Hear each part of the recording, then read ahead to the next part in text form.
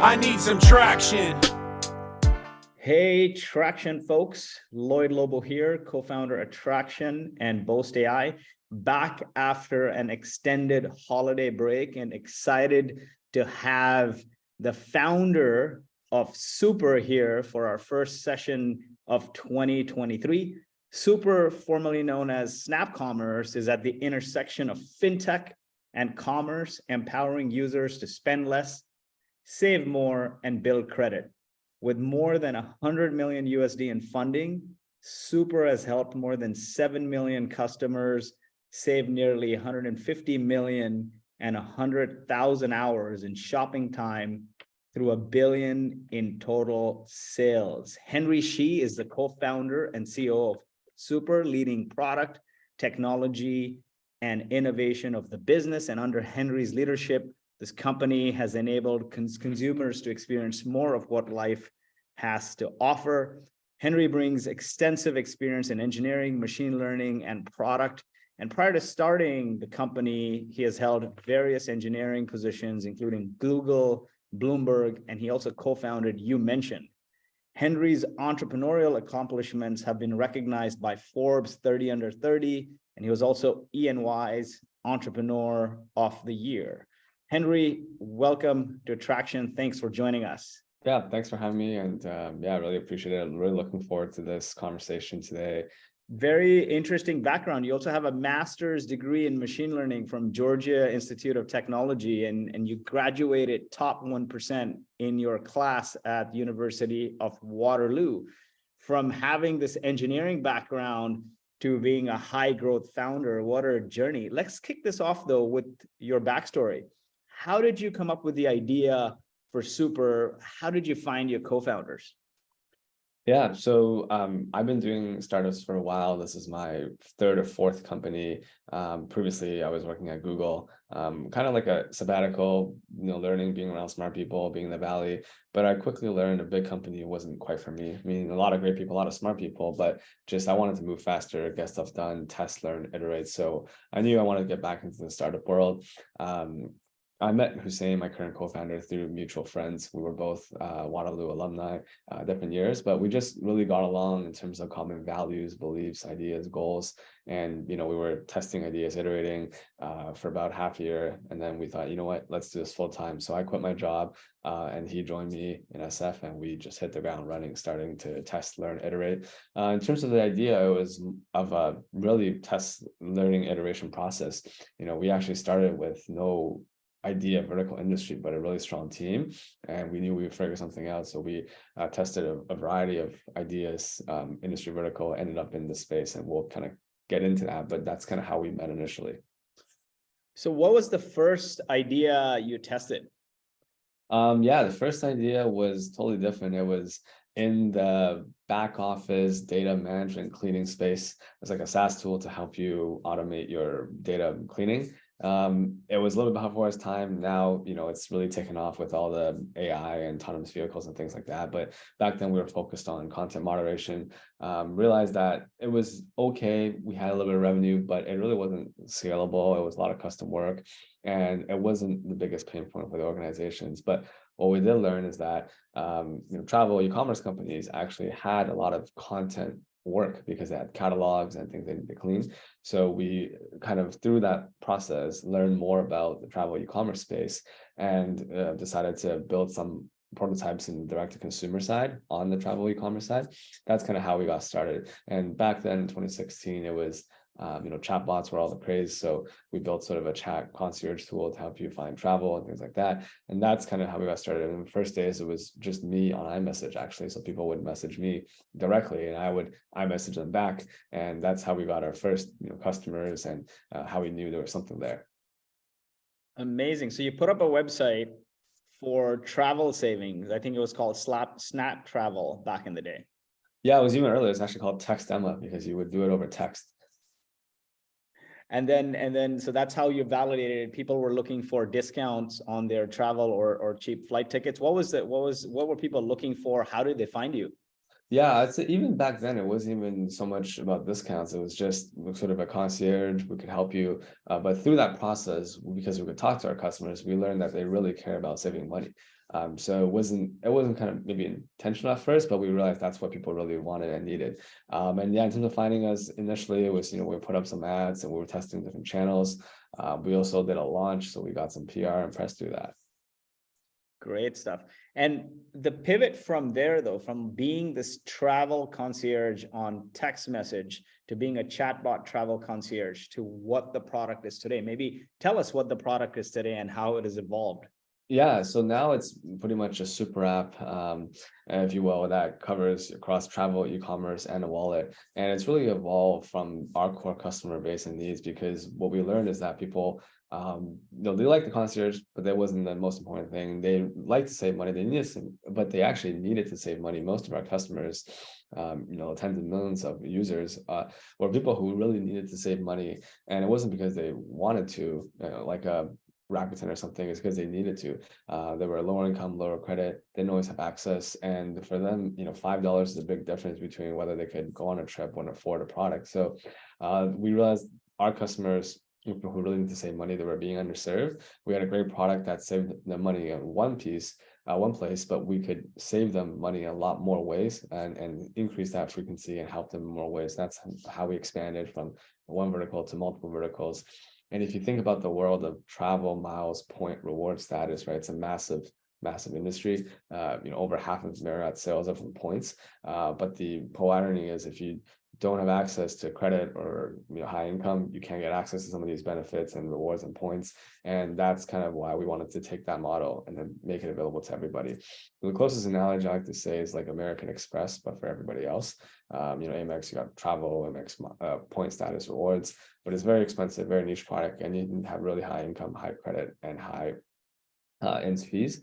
What we're building with Super Travel, Super Shop, Super Cash is that Amex experience. You can spend, save, get discounts, but it's free. There's no income requirement. There's no credit check, and it's completely free. So it's really to help customers get access and save.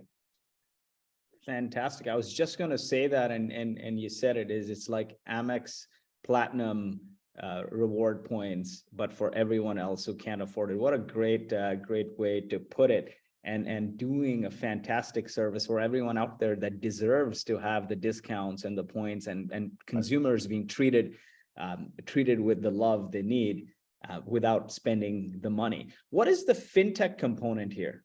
So it's kind of like Amex, right? So we have a card, a wallet. It's free. It helps you get rich cash back and rewards, and helps you build your credit. And so 2% everywhere, 5% off shop, and 10% off travel. So really, the platinum level rewards, but for everybody else for free. And the whole irony is, anybody who has Amex doesn't really need one. People who need one can get one. So we're taking that and making it accessible to everybody. Fantastic. Has your customer base changed in this time, though? Like, you went from people who couldn't qualify, didn't have credits, to now other people are taking note that, hey, why do I pay $600 for Amex? Maybe I should use Super. We're still very focused on our audience because our North Star is customer savings, and we spend a lot of effort focusing on that audience, the products we build, the experiences, the workflow. And for Amex, there's a bunch of legacy brand value and sort of intangibles around why people use it. It's not just for the savings, it's also for the other intangibles. So that's why we're still pretty focused on our segment. We haven't touched the super prime, and that's not necessarily in our sort of purview. Let's dive into some of the early days. And how did you get your first customers? So first early days, it was putting up some, testing landing page ads, getting people in, and then we did a launch and we got some traffic there. But really, it's I think to really have scale and sustainable scale, you got to find the growth loops that are compounding, and you can continue to build and sort of funnel more users. PR is great, but people come and then it kind of wanes off. So really finding those scalable growth loops. Awesome. I love the concept of growth loops, right? There's the loops and there's the funnel, and the loop is everlasting here. Tell us maybe about a successful growth loop that you guys have implemented in the business, and how does that work? Yeah, I mean, there's, I'm a big fan of sort of growth loops and Brian Balfour and Reforge, right? And there's only a certain number of types of growth loops. And one of the things I always like to remind my team is that products are built to fit channels, right? Not the other way around. So if your product isn't inherently social, you can't force it to be a viral loop, as an example. So for us, because it was, transactional e-commerce, shopping, things like that, we could easily monetize off of the purchase. And because of that, it allows us to invest more into certain paid channels and paid loops. So those are the loops, in terms of performance marketing, that we're able to really be data driven, have strong tracking metrics, and leverage that like monetization engine to drive that loop. Now, over time, have you seen like the cost of paid keeps going up to generate the same ROI, and how do you deal with that? That's a good question. So we've been pretty fortunate because we continue to expand different channels and mediums within paid, but also supplementing that with our own channels, right? So app, reengaging SMS, notifications, and things like that. So overall, I think we've done a good job balancing that as we scale. So actually, our CAC's actually gone down as we scaled, as we got more efficient, as we got better inventory, better offers. So for us, we've been pretty fortunate in driving that balance. Were there any experiments in the early days when it relate to customer acquisition that you tried that didn't work? You said I think you mentioned you tried PR and that didn't work. Yeah, I mean, we tried a bunch of things. I think with most startups, you're gonna have to try a bunch to see what works. I mean, you can have hypotheses, but until you really test the channels, it's gonna be hard to sort of predict. So I always recommend my team to prioritize, but also try and see what sticks. Yeah, for us, definitely there's channels, I think, for example, deal forums, right? Deal forums were something we thought, hey, maybe that's something people really wanted, but we realized it was a little different because one is there is actually not that much traffic as we thought. And then also what is a deal forum? Like Reddit or things. There's deal forums. Okay, cool. Right? People like sharing stuff. Like it was okay, but I think one is a lot of users there weren't necessarily our target audience. There were people who kind of just like to save money, but they didn't need to save money, and they were also their traffic wasn't that much, and it also wasn't really a loop because you would maybe get a deal posted, and then the deal would fall off the forum ranking because people post new stuff. So, to really make that a loop, you're going to have to figure out how you get people to come in, get some deals, reshare more deals back to the forum, and build that loop, right? So that's something that, as an example, we thought maybe would have worked, but wasn't as scalable as a loop. It was okay for initially some traffic, but to scale it, make it a loop is a lot harder. Definitely. How did you make it a loop outside of the forums? With ads and everything else. Yeah, so I mean, with a typical traditional paid loop, right? It's you have some ads and ad formats, and then you have your CAC or whatever.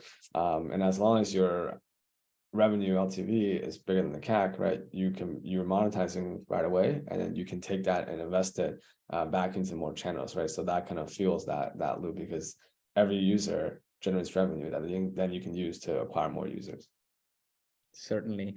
Now, what is the big aha moment when somebody signs up that keeps people coming back and drives that word of mouth to get people back into the loop?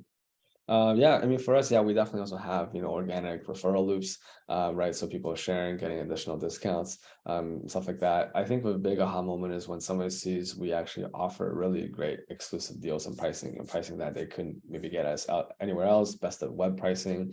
And really, that's when people are like, wow, this is, great. I wouldn't, but to really form the habit, they're going to have to make a transaction because the first time they see the price, it's okay, that's great value. But to really build a habit, they have to go through with the purchase, get it, experience it, check out, complete the stay, whatever. And that's kind of how you build that habit over time. Fantastic. I mean, it's really hard to build habits, but if people get in the habit of saving, then they want to save more, and it's addictive. Now, you went at it for a while, you pivoted a bunch, and then you found your mojo. At what point do you think you had product market fit? Like, okay, you know what? This is a big business. Let's keep going. Yeah, I would say, product market fit has different degrees, right? It's like a sort of it's a distribution curve of like how much the fit there is. I would say, I think initially we probably found great fit in the very, very early days when people were willing to give us their credit cards over text, right? So you can argue that, okay, somebody's willing to give you their credit card number over iMessage to buy something, there's some fit. And so we took that, and that's how when we started, and we kind of wanted to double down on that. But then we realized that that fit was okay, but it wasn't like the strongest fit or the most scalable fit. So then that's when we're like, hey, let's continue to explore, but realizing that the concierge was great, but the deals and savings was much more stronger of a need and a fit. So focusing on that. And even then, we're still constantly evolving that fit, right? So from one vertical to multiple verticals. So I would say it's a constantly evolving piece. Definitely. And did you have some milestones in the early days? What do you recommend founders when they're starting out, right, en route to product market fit and getting your early customers and pre-scale? What milestones do you recommend setting in those early days? What are the key things to focus on? Yeah, I think for us, we had a certain like revenue milestone way back in the early days. So that way we knew we would get to some level of revenue. And looking back, it felt like a lot, but now it's like nothing, it's like peanuts. But the fact that you could get to some revenue, somebody was willing to pay you something for it, I think was important to know that you're solving a problem, you're creating value for the customer. So I think that's an important one. Having some KPIs like a purchase or retention or things like that, depending on your type of product, right? I think was also very important. Definitely. And moving from those early days and post product market fit, now you've got millions of customers using your product. What are some principles that help you acquire more and more customers post the PMF?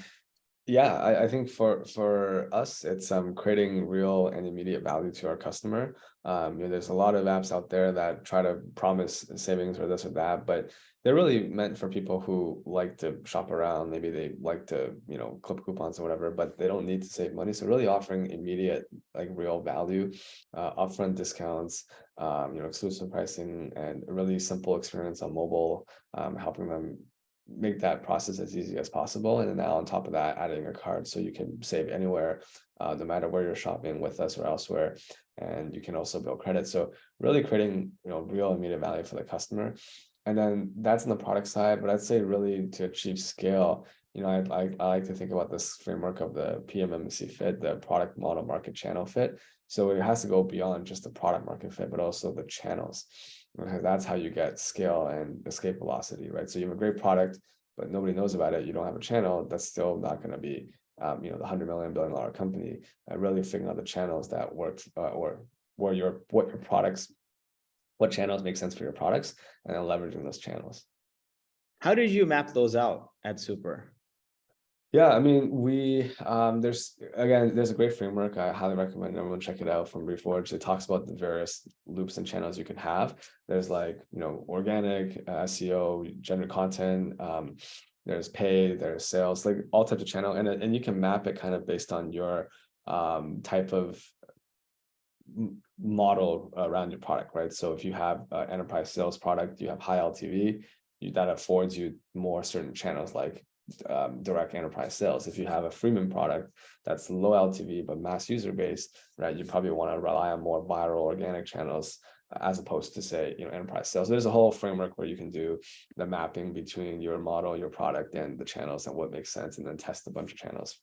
Yeah, so the thing about channels is that if you can find one channel that works well, that could be 80-90% of your sort of a success, right? And actually, a lot of companies only have most companies have one really strong channel. So yeah, I mean, for us, we supplement it with repeat organic, retention, things like that. So from a percentage of revenue basis, it's like we have channels that work really well, but overall it becomes blended because once you have a channel going, that drives the growth, and then your retention and other pieces drive the sustainability of that. Certainly. Now, in the early days as founders, you have a lot of latitude, right? When you scale, maybe not as much when your team grows. So sometimes you get to invest in things that are the right thing to do, but may not provide immediate monetary value. Once you have a bigger team, then you gotta convince people that, hey, you know what, there's this long-term play here. So what are some of those things you guys invested in, and how did it propel the company in the long run? Yeah, I'll give two examples. One that didn't work well, one that worked well. So back when we were doing a lot of the chat stuff, we also invested a bunch of time in voice, like Alexa, Google Assistant, voice. And that turned out to be sort of a fad, right? Like people may be okay buying toilet paper on their, voice assistants, but to plan a sophisticated trip or something is just is a little too far. And also the platforms never invested the discoverability as much into those channels, so it was really hard to get discovered. And the product was maybe ahead of its time a bit. Plus, the channels themselves didn't allow for that growth and discoverability, so that turned out to be sort of a fad, and we stopped doing that. Something else that was more long-term investment is on the wallet and fintech piece. So that's a great way for us to drive more savings for our customers, drive more engagement. Because if you think about the usage frequency, right? Travel, shopping, e-commerce, they're great, but it's not something you do every day, every week necessarily. And adding a higher frequency product really allows to capture that engagement, that retention, and help our customers in more ways. Definitely. Now, walk us through this use case of the wallet and the higher frequency. How does it work? Yeah, I mean, it's just like a normal wallet, right? You get it, you have some money on it, you can spend, get discounts, get cash back, and that spending also goes towards building your credit. So, you're spending money every single day, right? Whether it's a coffee or a gas station or whatever. So, really is to help customers transform that everyday spend into savings and credit building. Definitely. Fantastic. And you keep they use the wallet to spend, but then also you probably promote certain offers to them to bring them back to the wallet. Exactly. So that's another loop on its own. Yes. Fantastic. So let's dive into building teams, right? Like when you're early days, you're a few founders, you're making everything yourselves, but then eventually you got to hire people. How did Super hire the right talent to keep up with this growth? Walk us through this, your team from early days to product market fit to growth and scale today. Yeah, I mean, the early days it was just my co-founder and I was building stuff and we were working together, iterating, testing, and then we hired some engineers, folks in the network, folks I've worked with before. And then I think when we got to maybe around 10 people, we hired our first recruiter. So someone who was overseeing talent and both people and talent. And that really helped us a lot in terms of hiring and really diversifying our types of people. We hire like business, marketing and things like that. And in terms of the leaders we look for, I found that hiring folks with large operating range has been a really great trait and a really strong predictor of success. So folks who can get their hands dirty, get stuff done, but also be strategic, see things from the higher level. So who can operate on both levels, be strategic, but also get stuff done and understand the details. And also hiring for adaptability and ability to learn has been important because things are always changing in a startup.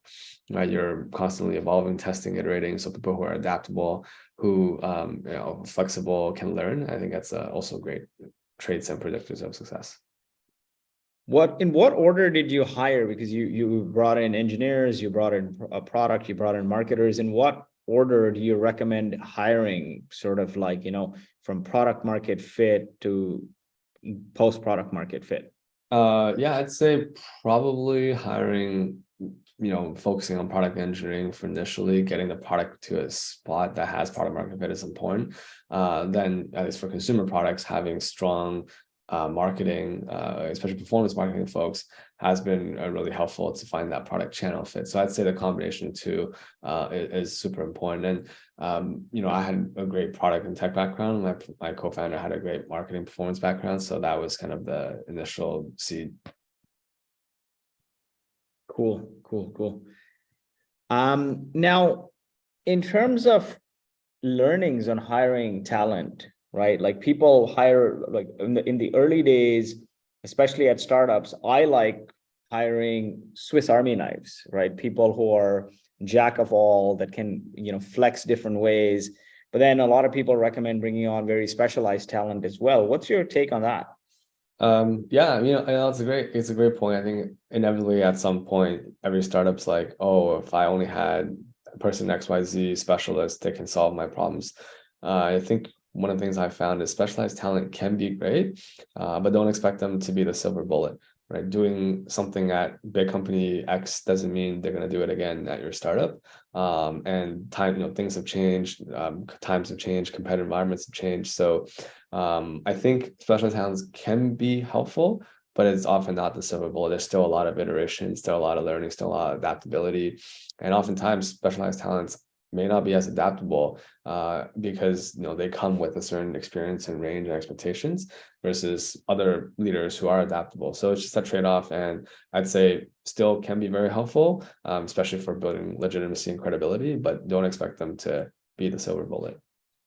I think what you outlined previously is adaptability and ability to learn and having that operating range where they can get their hands dirty. What I found is hiring specialists from large companies, they often struggle at startups because sometimes their teams are bigger than your entire startup. Yes. Right? Yes. And they can't roll up their sleeves. Decision making slows, and you can't, speed, I guess, velocity, which is yes. moving in the right direction at high speed, is crucial in an yes. early stage startup. Yes, exactly. Yeah, I mean, speed of learning is I think the most important thing, and I think we'll talk about that later on. Now, did you make some hiring mistakes, and what did you learn from them? Yeah, I mean, I think everyone makes mistakes in hiring. We've definitely gotten way better over time. I think one of the biggest learning was this book called The A Method for Hiring. I'm a huge fan of that book. And it has a very rigorous process that basically lines up your goals and milestones with what you want and need and what competencies you need for a person to hit those goals, and then asking them directly about each competencies. So it takes out a lot of the voodoo, the sort of touchy-feely part of it to make it really, is this person going to help you hit those goals with the competencies you need? And that's been super helpful. So having that written down, align on all the hiring managers, the expectations, I think has really helped us improve our hiring dramatically. Definitely. What are the key sort of, I guess, the key elements of who that makes it a great process for hiring? You talked about some of this, but like maybe the top ones. Yeah, I think it's just a really rigorous structured process that it has a sort of, there's a template for the goals and competencies and an interview format that asks about each competencies, and you're digging very deep into the prior experiences to see if those competencies were demonstrated. And it's just kind of a very structured process that removes biases, that helps you sort of, be consistent across candidates, across interviewers, and it helps you cover all the bases so you don't miss some things or you over-index on others. Definitely. Now, you guys have a great brand, right? You guys have raised lots of money, you've been in the press, so you attract talent quite easily. What are some recommendations, though, for attracting talent that you found to work when you didn't have that brand? Well, I think we're still working on our brand, so I wouldn't say we're quite there yet. But certainly, having fast growth, having a strong mission impact help a lot. But unfortunately or unfortunately, the reality is that hype still matters, right? And when I say hype, things like rankings, awards, having strong investors, things like that, things that maybe don't necessarily aren't directly your business or related to your business, but that validation and sort of signaling does matter, unfortunately, because if you think from an employee perspective, a lot of them are betting their time or human capital, and they want to know that they're betting on a winner. And how is somebody supposed to know that from the outside? And some of those hype factors are a proxy for that. So unfortunately, that does still matter. And but overall, having great growth, having strong mission impact, great word of mouth, and being competitive has been helpful. Be the company that people want to work for, and you got to drive the hype, man. That's unfortunate, but it's true. Yeah. Hype always works. When Boast had raised money and we made 2 separate announcements, right? And lots of press. It not only drove customers, but it drove a lot of applicants, because press is a social proof item when Forbes or TechCrunch or VentureBeat, all these guys are covering you. And then the awards, having great investors. So you guys check all the boxes. That is great. But in times where, you don't have a funding announcement or you don't have great investors, just being active on LinkedIn and being a thought leader in the space where people can constantly hear about the space and you and your company, and also awards, you can just apply for, and putting those awards and generating press as a result of getting those awards. There's all kinds of awards, right? Like sometimes I feel like, these awards are created for every category, and you can easily apply top 10 list for this and top 100 for that. Right. And you can say, hey, we're listed in the top 100 Forbes AI companies. This is why it's exciting to work here. Yada yada. Yeah. Awesome. How do you know when a candidate is the one, right? Like that's a hard one sometimes. Like sometimes people are great at selling you versus doing the job.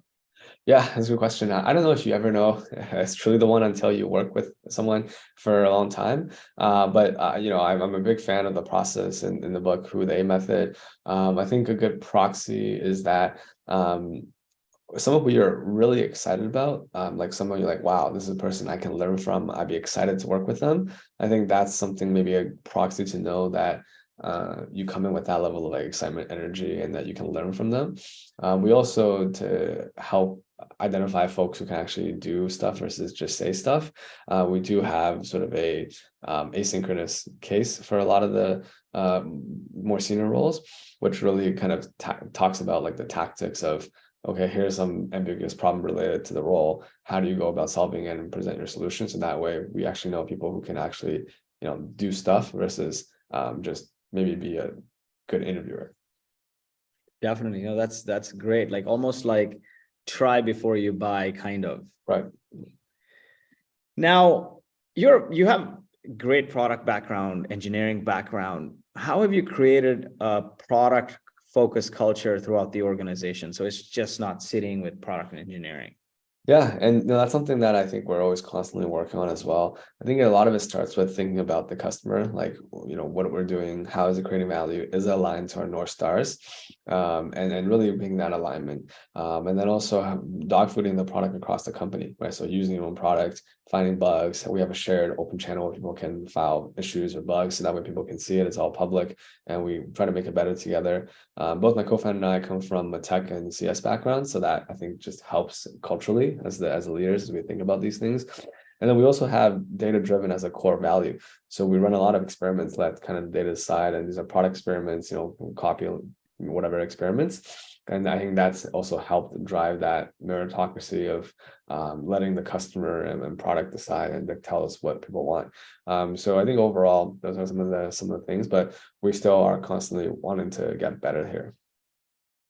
Definitely. You can only aspire to get better. Nobody is, once you reach the top, I guess there's this great saying, I think it was by the former CEO of Intel, that success leads to complacency and complacency leads to failure. So you got to keep getting better and improve.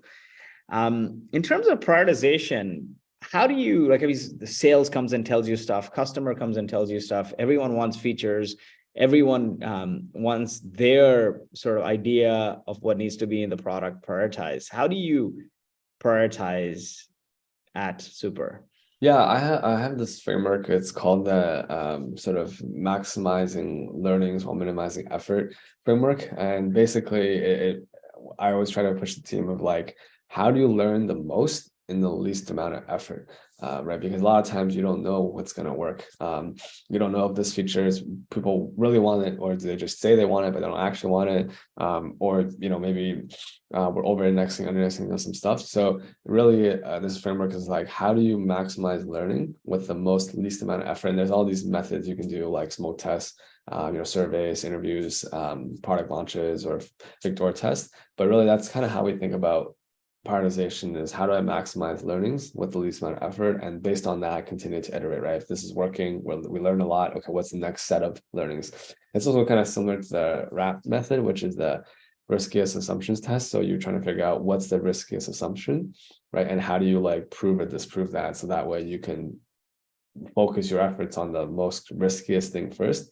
And then if that's proved, then you can kind of de-risk it from there. So I like to really think about maximizing learning. Maximizing learnings. Awesome. And in terms of the customer, or like, how does it impact revenue? How does that play into this framework? Perhaps you can share an example of how you've utilized it.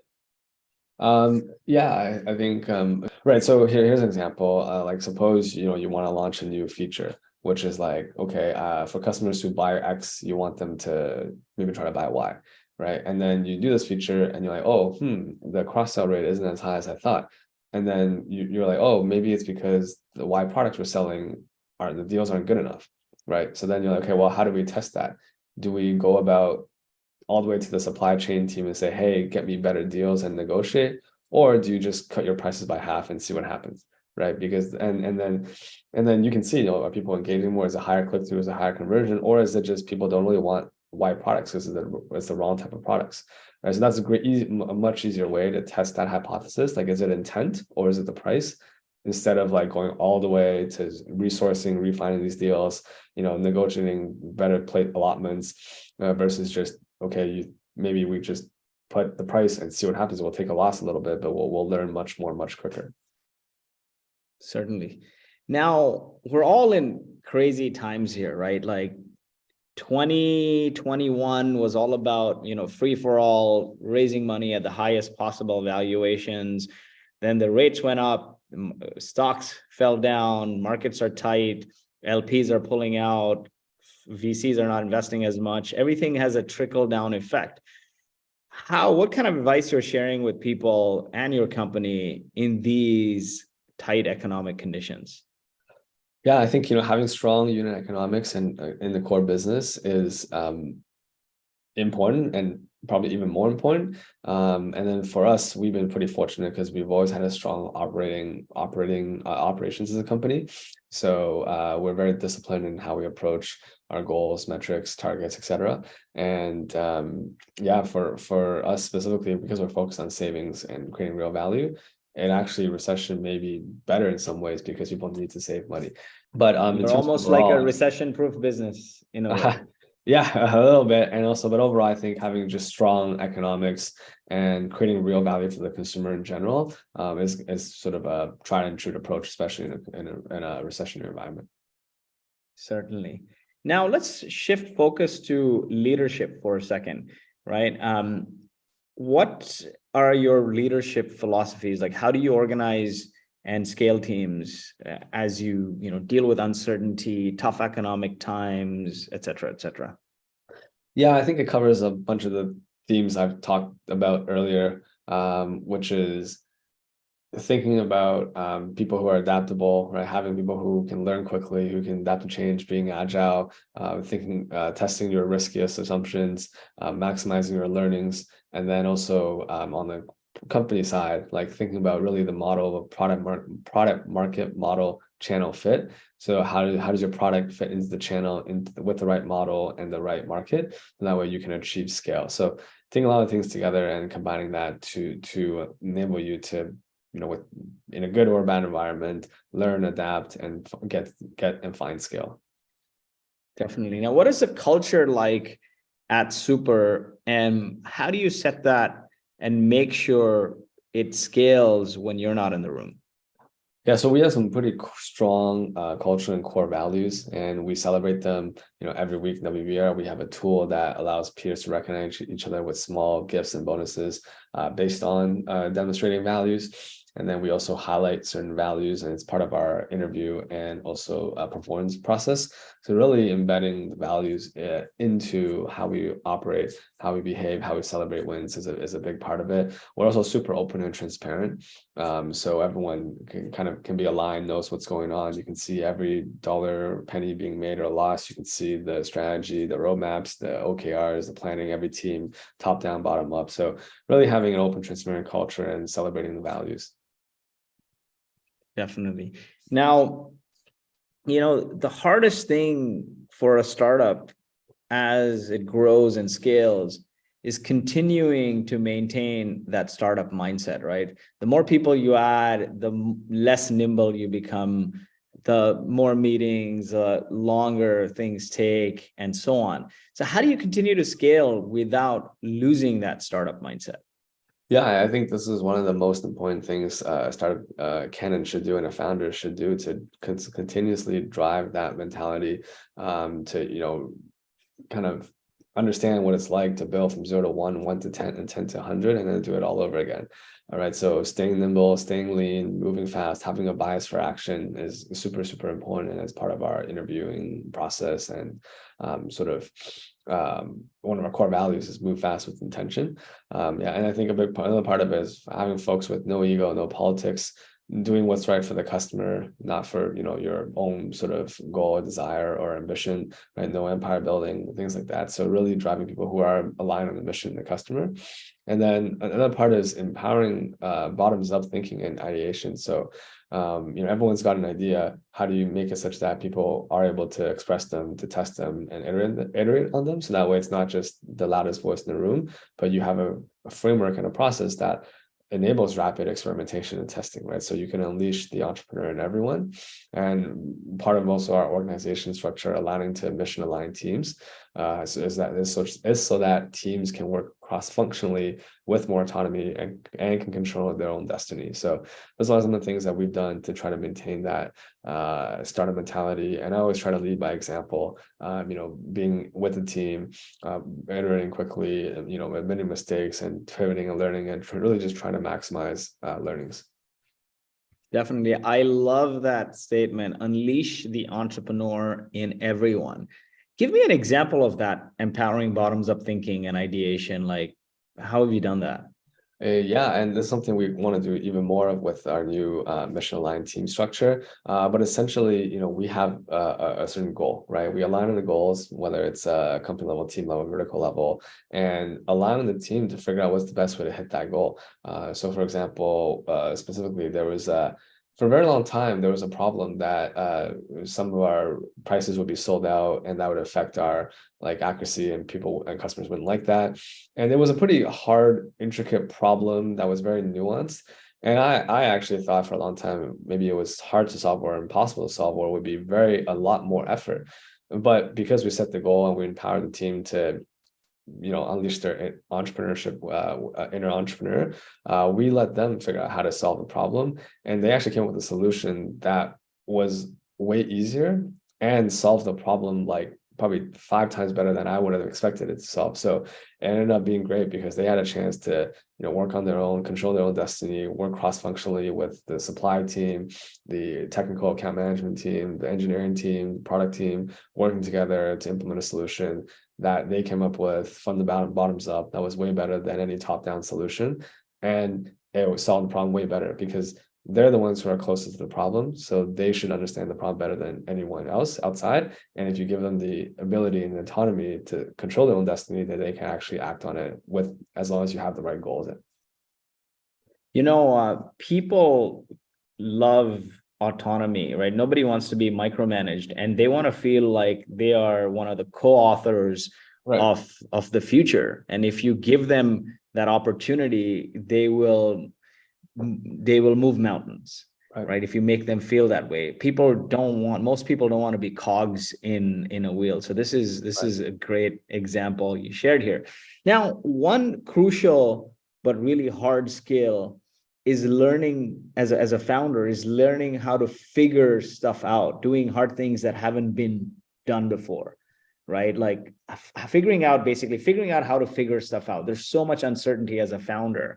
What are your learnings here?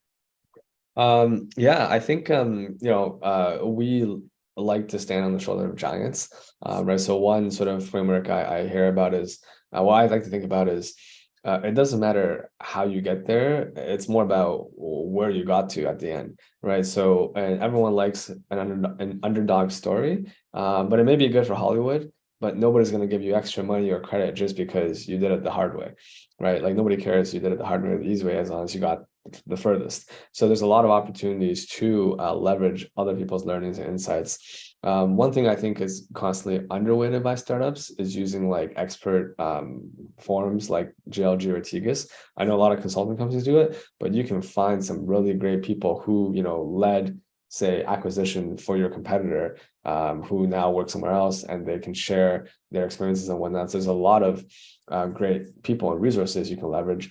Also, you can do M&A partnerships, right? You can join forces. You don't have to necessarily always compete. You can work together.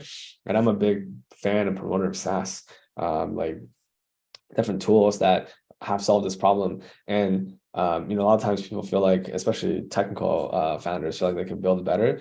They probably could, but the question is why, right? Is this thing the most important thing for your business? Is this the riskiest assumption? Are you learning much more, if anything, by building yourself? And oftentimes it's not. So by leveraging tools out there, you can essentially offload all the customer service, all the product roadmap, all that stuff out, because you don't need to be thinking about that, and it's not helping you learn more. I like that. Nobody's going to give you extra points because you did it the hardest. All that matters in business is moving the farthest, right? And leverage expert networks, advisors, different tools and services out there. Because, sometimes as founders, we tend to be penny wise and pound foolish, right? And I like the other framework of sort of RICE, right? Which is reach, impact, confidence, and ease, which is like, is it going to move the business forward, and how easy or hard it is? Why do something that others have figured it out? Like sometimes what we'll say is like, I'm going to just go and book my own tickets, or I'm going to just go and plan this whole thing. Yes. What else could I do? As a founder, your time should be spent on highest leverage items, and doing things just because you can doesn't mean you should, right? So that's a great way you put it. Some of the biggest outcomes on the planet, from like Airbnb to Shopify and so on, are founder-led. So it's really important as a founder to be in great mental shape, especially to weather the storm, right? If you don't put the oxygen mask on yourself first, then the team sees it if you're not strong, right? And then if the founder is shaky, everyone else starts to fall apart. What are some things you do to stay at the top of your game mentally? Yeah, I think, having a strong network is really important. So people who have been there, done that, people who are maybe 1 or 2 steps ahead of you, learning from them, learning about their mistakes and their challenges and their ways of working, that's been really helpful. I think having a curious mind, so constantly learning new things, improving, or different ways of doing things. I love learning, and I think that's really helped me stay on top of my game.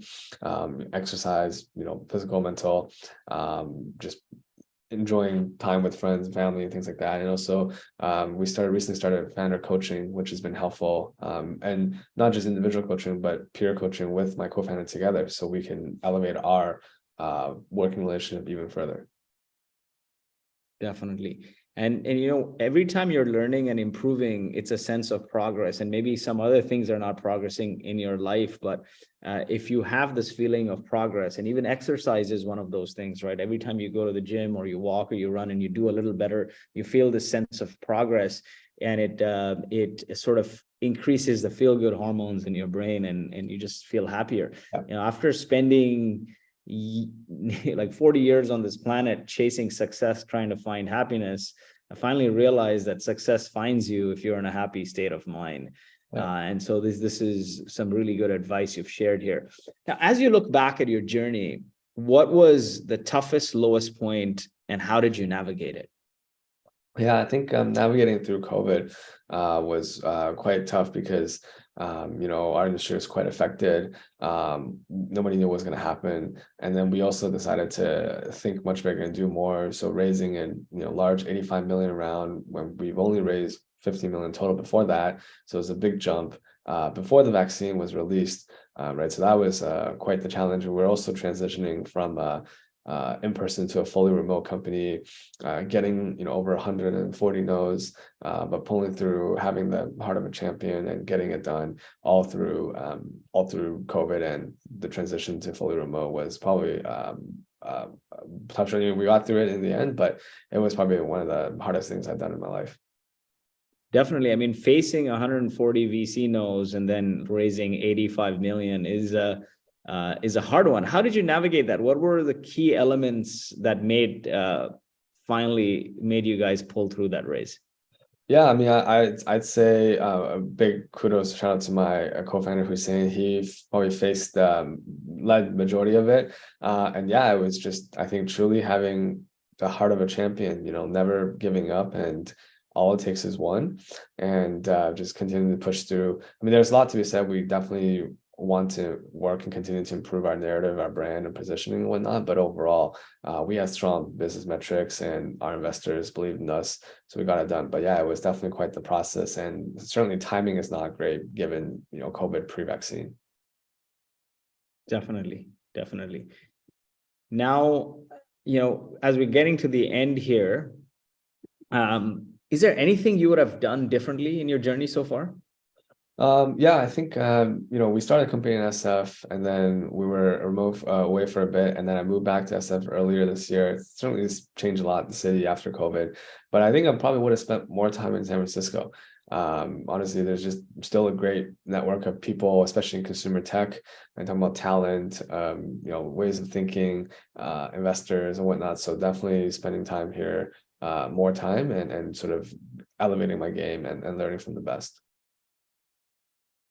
Now, there's a lot of advice floating out there, right? Like founders hear all kinds of advice, blogs, VCs, consultants, all kinds of people. What's one piece of unconventional advice founders typically ignore in the sea of, millions of pieces of advice, but they shouldn't?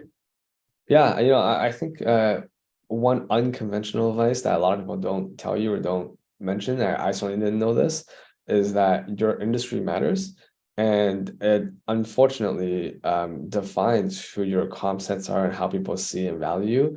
And it's not something I realized earlier. And it's something that people mostly don't mention because it doesn't really matter at the seed or Series A stage, right? Like every company is a tech company, whatever, that's fine. But that doesn't quite work when you're at scale or IPO. Like at some point, they're going to be like, no, you're a X company, you're a logistics company, you're a whatever company. And yes, you can, that sort of industry starts to creep up on you, and then your peers and your comp sets and how people look at you start to matter more. It's unfortunate, but it also kind of a little bit sometimes defines who like who the investors are, the profile investors. Now, of course, like you want to disrupt certain industries, but at the same time, there's a gravity of that industry that you can't escape forever. Fantastic. This has been a great session. Super.com, folks, if you want savings on your travel and e-commerce spend, online spend, super.com.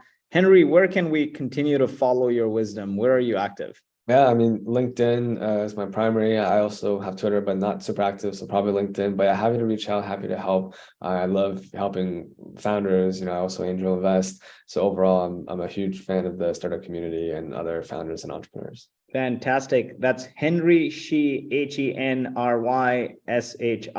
on LinkedIn. Henry, wishing you great success, wishing you a fantastic 2023, fit, healthy, lots more zeros in your valuation. Thank you so much. Thanks for joining us. Yeah, thanks, Lloyd. I really appreciate it. And great conversation. Thanks.